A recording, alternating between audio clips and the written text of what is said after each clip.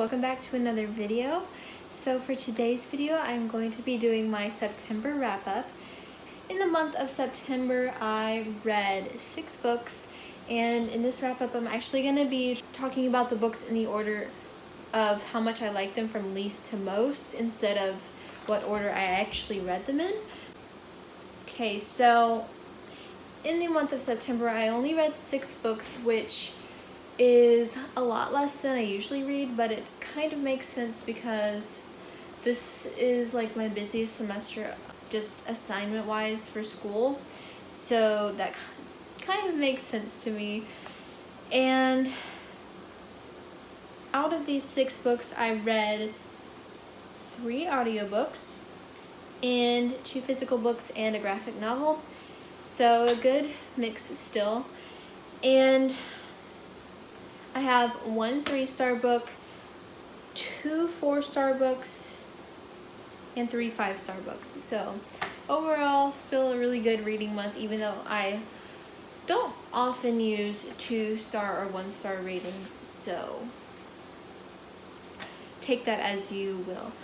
But now let's get into the books. So my lowest rated book and the only 3-star book I had for this month was The Elite by Kiera Cass, and this is the 2nd book in the Selection series, which is basically about this dystopian world that America is like sometime in the future. In this world, instead of like a democracy, we have royalty. So the prince to decide or to pick his wife or his future queen, they have the selection, which is basically like The Bachelor, where there's these selected girls and they all go to the palace and the prince has to pick which one he wants to marry. So I gave this book 3 stars. I really enjoy, I find the storyline, the actual storyline, really engaging and addictive. And I also, the world itself, like how America the country, not the America the character, because the main character's name is America, but this world is based off of America and just changes that turn it into the country that it is now. And that part is honestly the most intriguing to me, and I wish there was it went more into the history of that, because I feel like just based off the 2 books I've read in this series, it's very surface level, so I would definitely love to see more about that. But the reason I gave this book 3 stars instead of 4 stars is because of America, the character. She is the main character, and she gets on my nerves a little bit. It wasn't as bad in the first book for me as it was in this book. In this book, it just seemed like the things that I didn't like about her in the first book were even more amplified, if that makes sense. So I'll just list some of the things that I think she does that just really get on my nerves. Yeah, so at some point during this book, she made a negative comment about one of the other girls wearing makeup in a push-up bra, and then basically implying that the reason she's a bad character is because she likes to wear makeup in push-up bras and stuff like that, which is probably not what the author meant to imply, but that's the way that I took it personally.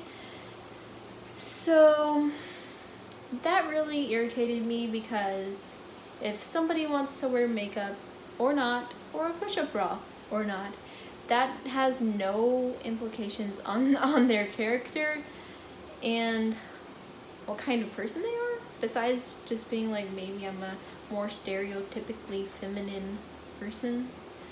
So that really irritated me. And I just feel like America is really immature. Now granted, she is a teenager. I don't remember exactly how old, probably 15 or 16, but I still feel like she was really immature. And maybe this is just coming from me, who when I was a teenager, I was mostly more mature than other people my age, so maybe that's just something that annoys me personally, but yeah, I thought she was really immature. The next thing that she does that irritates me is that she strings there's like 2 love interests in this series. She strings them both along. Like, she will like tell one that she loves him and he's the one for her, and then like in the next chapter she'll be saying the same thing to the other boy, but then when one of them shows interest in other girls, she gets incredibly jealous, and she's not okay with them having feelings for other people, even though she has feelings for both of them, and that just really frustrates me. And she also seems to think that she has this like implied attitude that she is better than the other girls in the competition just because she's not as girly as the other girls. Like, especially in the first book, it was talking about how she didn't like dresses as much, or like her dresses weren't as frilly or something like that, and she always acts like, when she's around people, like she's just this humble, like, I'm such a good person because I don't like these stereotypically girly things, and I'm not like other girls, so I'm like, she doesn't say she's better. It's more covert than like the main like character that clashes with the main character. Her name is Celeste.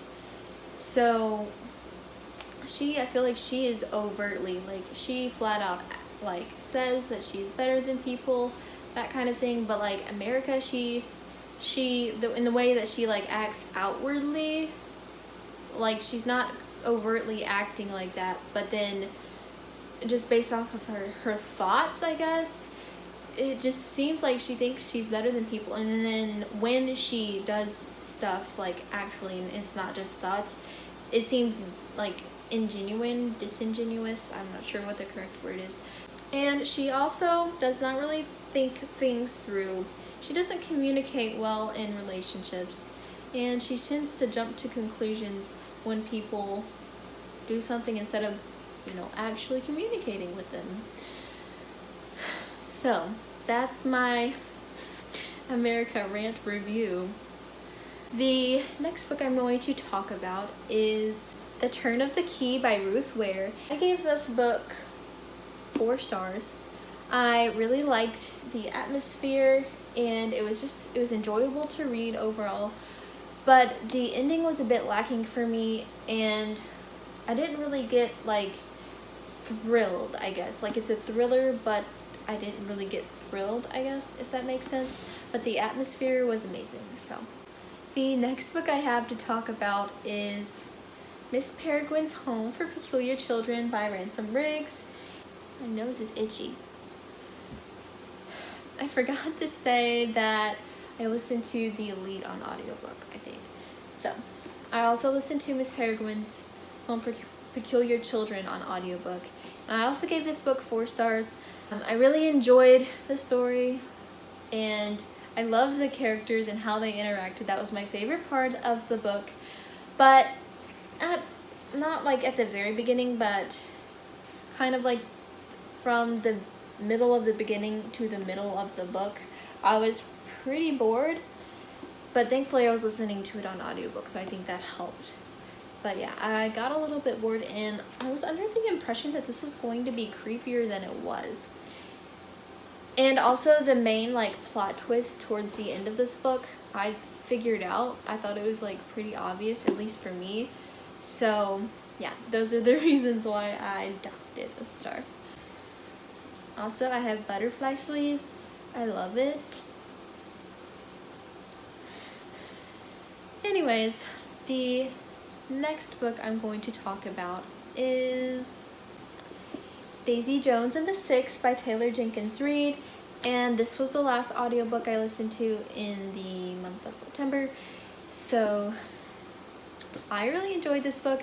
I have heard, of course, like a bunch of amazing things about Taylor Jenkins Reid, and I had heard more mixed reviews about this one than Evelyn Hugo, which I have not read yet, which I should probably read that. I have it on my shelf somewhere, and hopefully I can.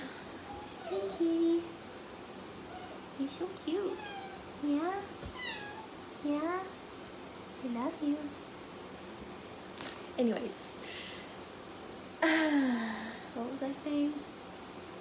Oh, but yeah, hopefully I'll read Evelyn Hugo soon. Daisy Jones and the Six, I was actually thinking I wasn't going to like this because it doesn't really seem like something I would normally read. And so I was just like, I'll try it out since it's on audiobook, and I got the paperback on Book Outlet for pretty cheap. I don't remember exactly how much it was, but I actually, at first, the story, like, it was good, it was entertaining, but it still wasn't like, I still wasn't like loving it. But I guess maybe like a little bit before halfway, I just started getting really into it. I love the characters that... Autumn. Crazy cat. Autumn, what are you doing? I'm trying to make a video. Okay, we're gonna keep doing it with her there because I have stuff I need to do. But I thought I wasn't going to like this. I got to a little bit before halfway. If you knock that camera over, I'm gonna be irritated.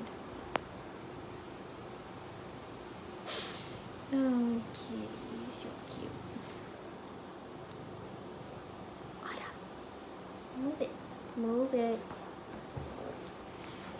But a little bit before halfway, I really started enjoying this. I got really into it, and I loved the characters. They seemed really realistic, and the storyline did too, and just how everything went down. It just felt like real, like it felt like a real documentary about a real band.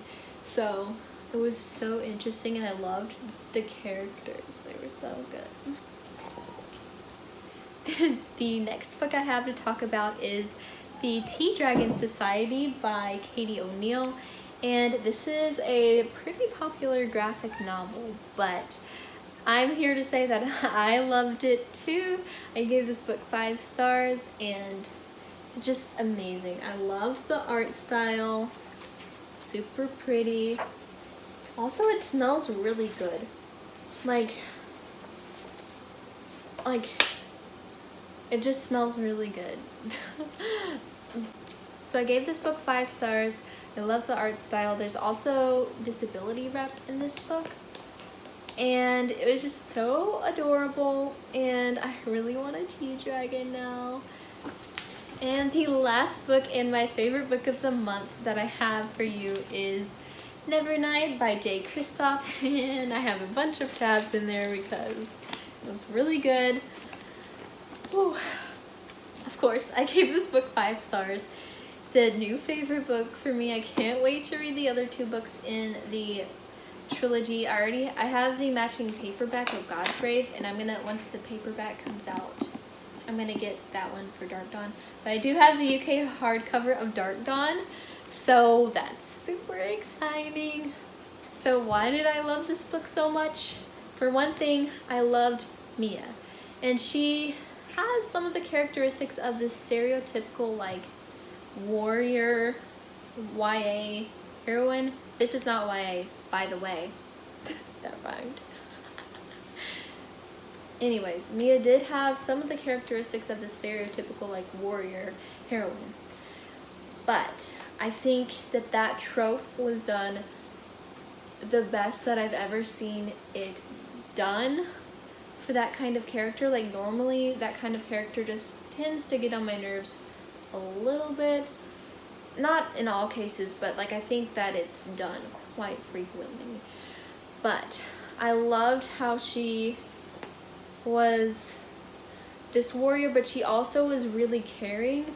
Just her backstory and why she's there seems really realistic, and it doesn't feel like cheesy at all. And of course, I loved Mr. Kindly, his sarcastic little cat self. I love cats. I have cat. Cats are the best. I love, anyways. And so a lot of the reviews I have heard of this talk about the beginning of the book being a bit slow, saying just to push through the first like 100 pages so that you can read the rest of it, which I do think that the first 100-ish pages are slow, but it was not as slow as I was led to believe. Like I didn't feel like I was miserable or anything reading the first 100 pages, and it really gave me like a solid foundation for understanding everything else that happens in the book. So I think that it was necessary and important. So it didn't feel like I was wasting my time or anything. And this book has a lot of footnotes, if you did not know, which I really enjoyed because they were either like world building or funny. I love J. Kristoff's sense of humor in this book. It's just amazing. And the plot also, like after those first like 100-ish pages of like world building, even though there is still world building throughout, but the plot really picked up and I thought it was so engaging, and I just always was like thinking about it, and I'm still thinking about it like occasionally, like what, I can't believe I'm not still reading Nevernight. This book did take me around like 3 weeks, I think, to read. For one thing, the font is pretty small and there's not like super big margins, and there's a lot that you have to pay attention to, so I was really slow reading it, but I think it was worth it. So hopefully I'll read the next one maybe like next month in November. I have a lot of like spooky books and stuff that I want to finish, so I don't think taking like nearly a whole month to read a book would be good for me right now, but maybe soon. The last thing I want to say about this book is the ending. For one thing, there was this plot twist at the end that I just did not expect. Like, it wasn't at the very end. The very end left me very confused, but in a good way, like wanting more and wanting to read the next one so we could get the answers. It wasn't like, it was like you're supposed to be confused, so it wasn't like the author just not doing their job, but you're supposed to be confused and have questions. But the plot twist, like not at the very end but towards the end, really threw me off. Like, I was not expecting that at all. Like, what? I guess I should have seen it coming, but I didn't. So yeah, I'm really excited to read the next one, and even talking about this makes me just want to go pick up God's Grave. But anyways, I need to wait to finish the other books I have to finish first. So those are all of the books that I read in September. Let me know in the comments what books you read in September, like what your favorite one that you read in September was. So thank you so much for watching, and I hope to see you in my next video. Bye!